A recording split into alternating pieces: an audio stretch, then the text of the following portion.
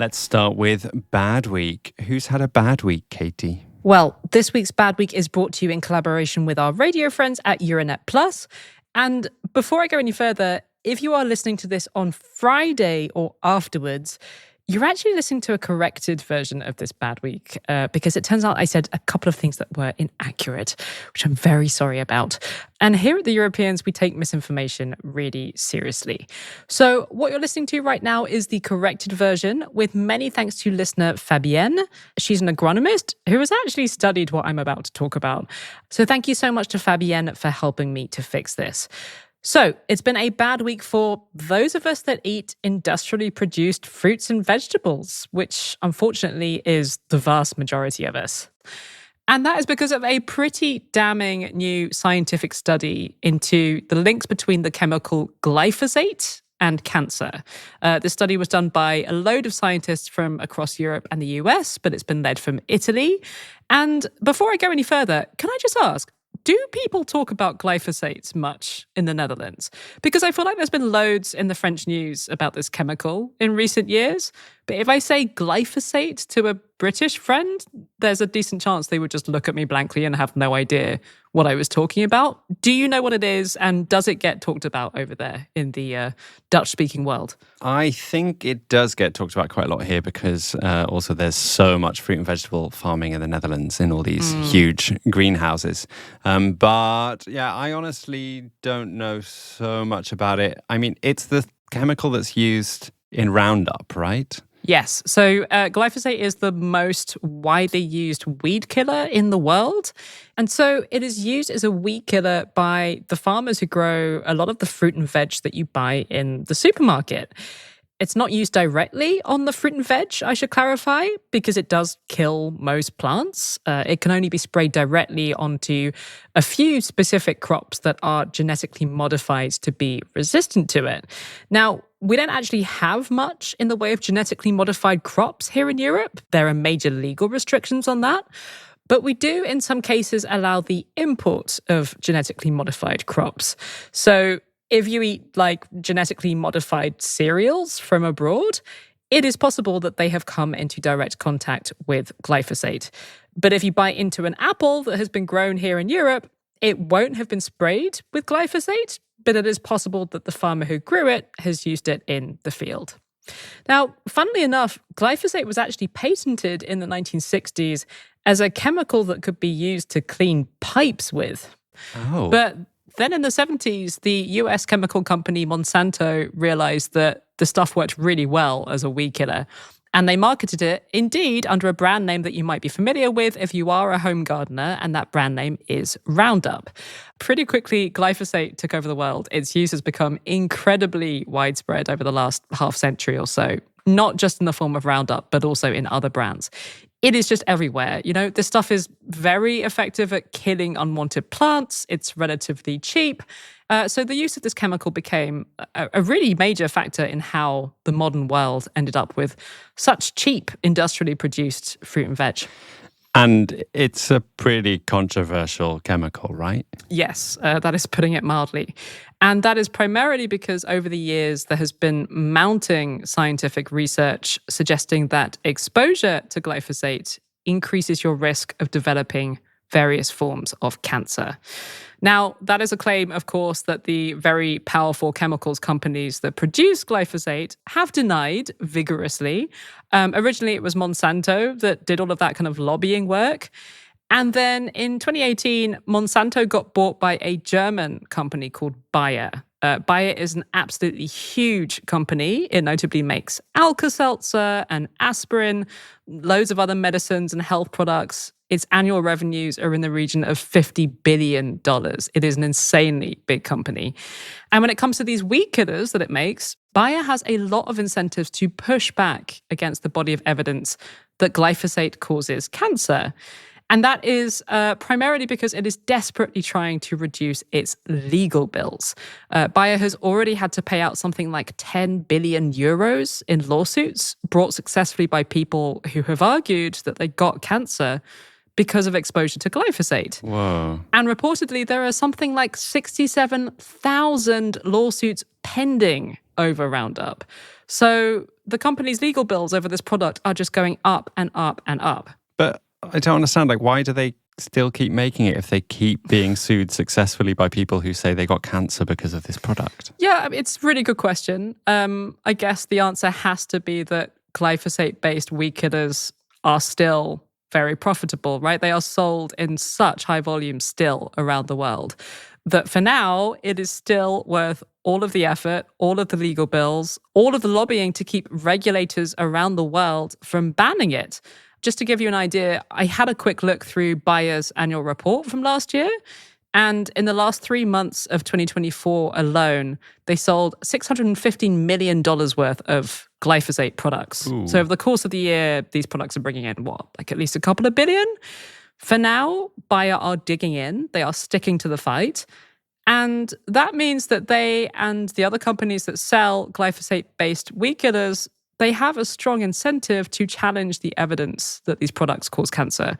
Now, that is something that the industry has done for years by either aggressively challenging the studies that have been done, but also very shadily by funding their own research that produces somewhat convenient results that muddy the waters. The oldest trick in the book. Oldest trick in the book. Like, there is documented evidence of Monsanto secretly funding academics to produce studies that coincidentally ended up arguing that if you banned glyphosate, it would be really bad for, the world farming system and for the environment generally.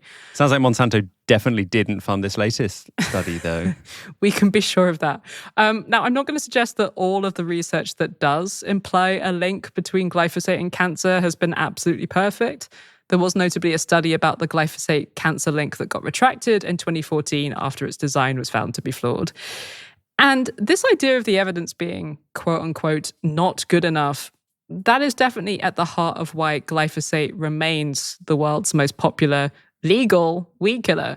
So even though studies have been piling up about cancer links, there has been heated debate about the quality of that evidence and whether it is statistically significant. The industrial lobby has argued very hard that it isn't. And that is why in 2015, you get this landmark decision by the World Health Organization's own cancer research agency, classifying glyphosate as probably carcinogenic to humans. That would seem to be a pretty big step towards this chemical getting banned, no? If the World Health Organization is saying this. But then, just a few years later, there is a study done by the EU's Food Agency and Chemicals Agency, and that study finds that there is not enough scientific evidence for a ban. It is interesting to note that the EU report took into account research that had been paid for by the chemicals companies. So make of that what you will. But anyway, on the basis of that risk assessment, the EU very controversially takes the decision in 2023 to reauthorize the use of glyphosate for 10 years. So until 2033. So this chemical is still very much in use across Europe. The law does allow EU member states to ban it on a national level, but no country has actually managed to do that. There are some restrictions from country to country. Here in France, for example, you can't buy Roundup anymore as an individual gardener from a garden centre, but you can still buy glyphosate-based products if you are a commercial farmer. And you can spray it all over your fields. But so we're talking about it this week because there has been a study that has found decisively that there is a link between this chemical and cancer? Yes. So this study was published last week in the journal Environmental Health, and it involved loads of different researchers from both Europe and the US, but it was coordinated by this Italian cancer research body, the Mazzani Institute, which is based in Bologna. It was a study done on 1,000 lab rats over 2 years. And I'm not going to get into the ethical debate over animal testing here because, frankly, we could talk about that for hours. But this is the biggest animal study ever done on the link between the use of this chemical and the risk of developing cancer. The rats involved in the study were given various different doses of glyphosate, either in its pure form or they were exposed to the most common commercial brands, Roundup here in Europe and Ranger Pro in the US. But the important thing is that all of the doses that these rats were given were at levels considered by EU regulators to be safe. And all of these rats, no matter what the dose was, all of them had a statistically significantly higher chance of developing a tumor. In all of these groups, there were more tumors than in the group of rats that got no glyphosate at all. So pretty damning. Bayer, it must be said, have already unleashed their lobbying efforts against the study. They have said that it has methodological flaws. But there are numerous scientists who were not involved in the study who have come out in the media and said that it looks solid and, it has a big sample and it shows pretty clearly that there is a higher risk of cancer if you ingest this chemical. Now, once again, a lot of your supermarket fruit and veg will not have come into direct contact with glyphosate. This chemical might just have been used on the field where it has been grown to kill weeds.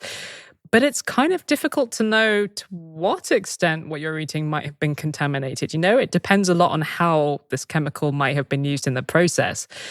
And in general, when it comes to trying to minimize the chemicals and pesticides that we're actually swallowing, there are a couple of things you can do. You can wash your fruit and veg, of course. You can peel it. That'll hopefully get rid of most of the pesticide residue. Well, it depends on the fruit or vegetable, right? Depends on the fruit and veg, and it depends on the pesticide as well. Like some pesticides do get absorbed into the flesh of the fruit and veg. You still don't really know if you buy an apple from a supermarket the extent to which it has been penetrated by pesticides. And that's kind of disturbing. Is there any chance that, following the publication of this study, glyphosate could get banned in Europe? Possibly, although any decision is likely to take many years still. The European Chemicals Agency and the Food Safety Agency are going to review this study. They're actually quite annoyed with these scientists at the Italian Institute because the EU knew that the study was coming. The preliminary results were announced 2 years ago. And to their credit, the EU agencies tried to get hold of the raw data so that they could start reassessing glyphosate earlier than this. The scientists said, no, we want to wait until the study is complete and has been peer-reviewed and published before we give the regulators the data, which I guess is fair enough. You don't want to give out incomplete data. That's just going to leave you even more open to attack from the Bayer lobbyists if it turns out there was a mistake. But anyway, it now seems like the Italian researchers are pretty much ready to hand that data over so that the EU regulators can look at it again and have a think about whether or not to change the legal status of glyphosate. Because the current situation is that the EU agencies say that there isn't enough evidence that this chemical is dangerous to ban it across Europe. There is, of course, a push in the EU to make more of our farming organic, right? Mm-hmm. So I wonder, maybe all of this evidence about glyphosate is going to encourage us to do that a bit faster? Maybe. I mean, we're currently on track to miss our own targets when it comes to going organic. There was this report put out by the European Environment Agency in February about where the EU is on meeting loads of its own environmental targets. Stuff like the speed at which we're reducing our greenhouse gas emissions, how we're doing in setting aside land for biodiversity projects. On loads of these things, we are missing the mark. And that includes organic farming. By 2030, 25% of farming across the EU is supposed to be organic. The latest estimates suggest that in 2022, we were at just over 10%. So we're way off track. There's a lot of work to do within the next 5 years.